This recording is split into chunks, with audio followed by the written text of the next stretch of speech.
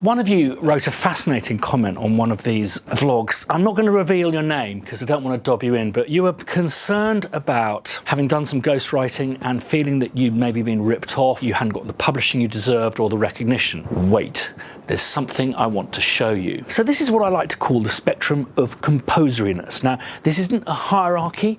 Everyone who does these jobs tends to be hugely talented, with great abilities, theoretical knowledge and experience. It is simply, by my experience, the number of degrees you are away from being a made man or made woman, a HOD, a composer, a TV composer, film composer, game composer. As far back as I can remember, I always wanted to be a film composer. To me, being a film composer was better than being President of the United States. Even before I first wandered into that studio for an after-school job, I knew I wanted to be part of them. It was there that I knew I belonged. To me, it meant being somebody in a neighborhood that was full of nobodies. They weren't like anybody else. Is that a quote from a composer's autobiography? Well, no, actually, it is from Goodfellas with a few words changed. And that's what I'm getting at. You know, in order to be this coveted role, a head of department, a TV, a film, a games composer, it's almost like becoming a made man or a made woman. So let's look back at that spectrum.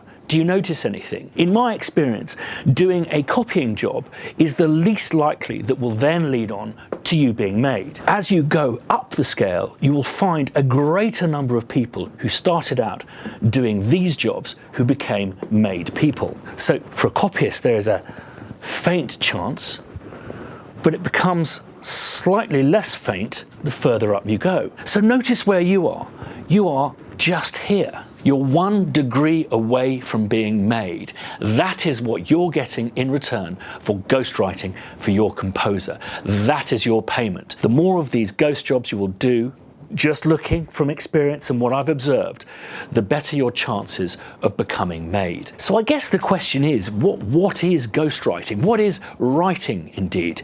This is when I have to introduce a grayscale. Now, I don't have a grey pen, so I'm going to use pink. This area is undeniably composing, but as we move to the left, it becomes less certain what constitutes composing. Is it you selecting the instruments, orchestrating, putting an ostinato part in? Is it you editing 2 completely different stems together to form another? Is it the conforming jobs you do within MIDI?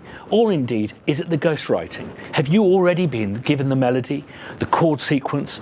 You simply need to arrange it for a certain cue. I wouldn't say that that is composing, but when maybe you've got A to B, and that's written by the composer, and that's written by the composer, but this bit isn't, and there isn't a bit from A, B, or indeed C that will fit to the picture in this bit here, then you may find yourself composing a passage. The more you do of these, the better the chances you'll be made. By keeping your mouth shut and not ratting on your friends, you will one day be awarded the status of being made. And this will happen when you least expect it. It won't come from a promise. It'll happen when one day this person is unable to do a job and feels that you are finally up for it, that you will do them proud, that by vouching for you, you deserve to become made. I think it's important to understand that whilst Anthony Gormley did design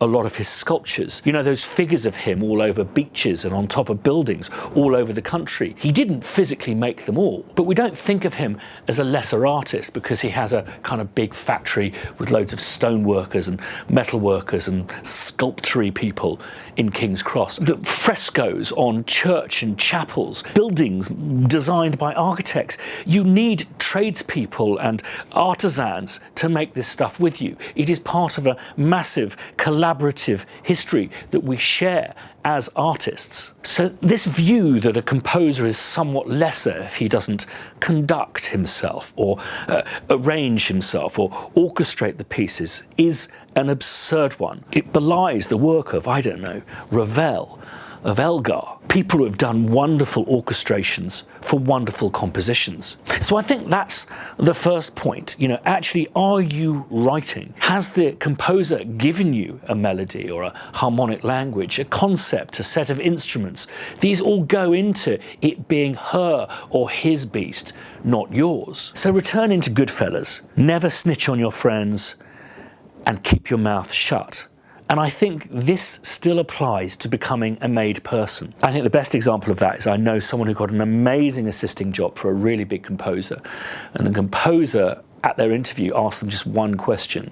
And it was in response to the last composer they worked with. He asked, how much did that composer actually do on that really big film that he'd had some ghostwriters help him on?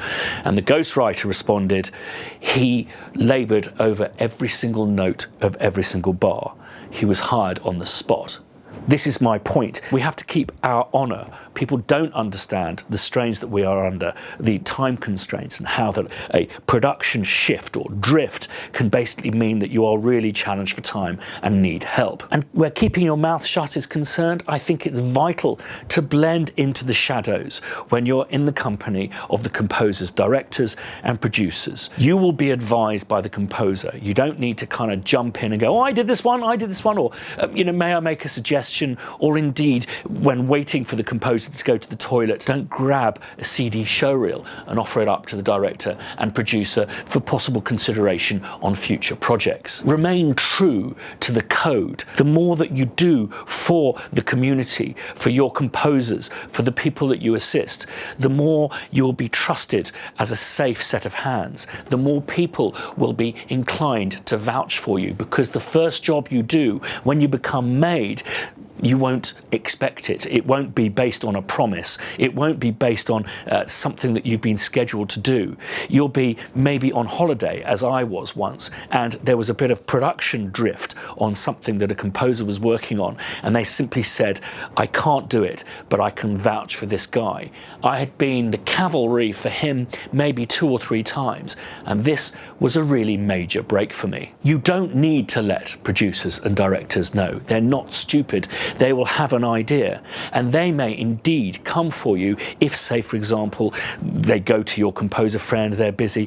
What about that nice chap who seemed to be very helpful on that other production we did? Know thy place, and your place will one day be elevated for you from the people that you have helped out. The way I think of being a good ghostwriter is to actually observe the literary tradition from where the kind of phrase is derived. And that is, take David Seaman.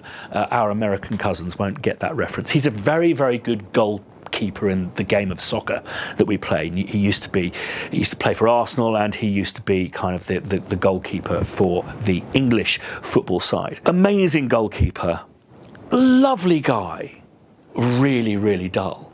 And I imagine if he has, or if he's going to write an autobiography, he'd be a prime candidate to getting it ghostwritten. He'd want someone to tell his story in an engaging, humorous and dramatic way. He would want the prose to be grammatically correct and well crafted. But he'd want it to be his story. And this is the key when coming to being a really good ghostwriter. Do whatever you can to draw on what the composer has already given you or the production. So I took this theme as instructed, but we were shy a few bars here, so I actually thought of what you did in that other cue, and I used that combined with the orchestration that you'd done on this cue. It's so easy to become hyper enthusiastic about putting your own stamp on things. Composers can find this really unnerving. It can feel that you're nipping at their heels when they're at their most fragile. So if you are going to be bold, do what the composer asks you to do first. Save that down. And if you want to go mental, if you've hit a seam of inspiration, you're confident you're not going to get shouted at. I don't know, you've decided that a bit of kind of scratch DJ record playing over the top of the kind of string landscape is what's called for.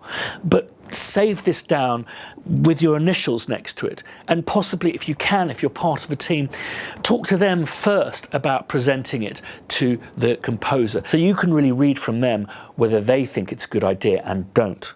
Whatever you do, offer it up without the composer's express permission, even if the director has observed the cue and thinks it needs some scratch DJ on it. And what should you expect in return? Well, I hope the composer that you're working for is compensating you in an appropriate manner. Understand that this is a wonderful opportunity for you, and understand, I guess, that there will be a queue out of the block of people wanting to do what you're doing. I think it's so easy to feel, I've written 2 minutes for a Star Wars film and I'm being completely done out of millions of quids worth of publishing. I argue that, one, you're not, but two, the value of the exposure to that kind of experience, and for a composer to be in your favor debt, is far more valuable. I mean, that's like an asset as opposed to some publishing income. Naturally, don't allow yourself to be willfully ripped off. Don't allow people to take, what is you and to exploit it as their own. You should be helping them create a sculpture in their own image, in their own kind of contextualization. And when you finish the job, it's very important to remain modest. Even if you've been kind of fucked around by the composer, by kind of bleating out and ratting on, a colleague, you're basically going to have squandered the opportunity that has arisen from this amazing job that you've been involved with. I, as a composer, to my knowledge, haven't used ghostwriters. I've done out-and-out collaborations where people have been given a credit as a co-writer. I think I did one really big job where my assistant helped me with some cues, but what I tended to do is go, okay, say, take 2M12, see if you can paste that into 7M14. Just put it in time with the timeline, save it down at that point, because that saves me 5 or 10 minutes, which I really welcome. But if you want to try and fill the gaps between A and B, then see what you can come up with. And maybe, as a third option, you might just want to go crazy and see what you can come up with the kind of the D minor G A thing. So that's how I kind of directed him. Did he ghostwrite? I think he conformed, and I think he arranged and orchestrated some pieces for me, and then he was of massive value with the technical preparation. But if I was to use ghostwriters, if things had slipped to a point where I simply couldn't put the compositional hours in, and for some contractual reason I couldn't wriggle out of the contract and I couldn't issue publishing because of some vagaries of the contract, then I would compensate my ghostwriters hugely and suggest to them in the future that we will work together again, and you never know. But there's nothing worse, I think, than issuing hollow promises. So I think you have to be very careful there too. And I guess the key thing about being a successful ghostwriter is to really put the hours in. Your composer is starved of time. He or she will envy the fact that you have time to really hone the cues.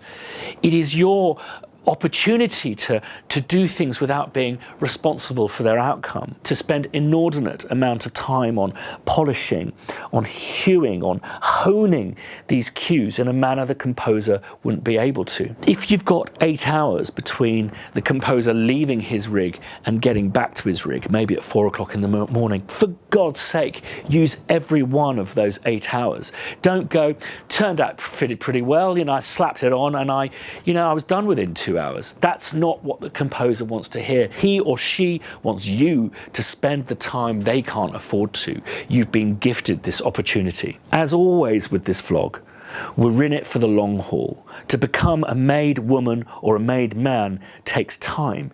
It takes respect. It takes being aware of the hierarchy and following the code. I hope this has been of help. This is one of these great opportunities for the community to contribute to this conversation. Again, if you're watching these videos and you're not looking at the comments below, you're really missing out. And I kind of throw this open to you. I know I've probably missed a lot of points, but composers who use ghostwriters, what do you think are your kind of important key points for, working successfully in this kind of collaborative fashion? And ghostwriters, tell us of your experiences, your bad ones, your good ones, and indeed how you got to be made by being a ghostwriter. I'm going to watch with fascination. So thanks as always for watching. If you like what I do, hit like. If you haven't subscribed yet, plenty more stuff coming down the line. And if you want to be notified the next time I put a video up, ding that bell. See you next time.